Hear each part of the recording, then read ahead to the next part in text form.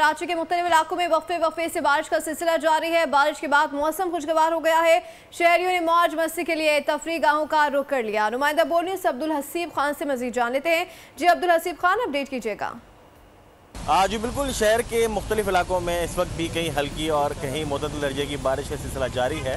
इस वक्त मैं मौजूद हूँ सदर में और यहाँ भी अब से कुछ देर कबल जो है वो दरमियाने दर्जे की बारिश हुई थी। मुतसिल दौरानिया की थी, लेकिन इस वक्त भी बूंदाबांदी का सिलसिला जो है वो जारी है और मौसम खासा खुशगवार है। हवा भी ठंडी हो चुकी है। गर्मी का जोर टूटने के बाद हम देख रहे हैं कि इस बारिश में जो है वो शहरी भी बड़ी तादाद में घरों से बाहर हैं और इंजॉय कर रहे हैं। इस वक्त कुछ शहरी हमारे साथ मौजूद हैं, उनसे बात करते हैं कैसे इंजॉयमेंट हो रही है। और मौसम भी माशाल्लाह बहुत सुहाना है। पिछले 20 दिनों में अगर आप पीछे जाओगे तो गर्मी थी, ये अल्लाह की रहमत है, बस इंजॉय कर रहे हैं इसको।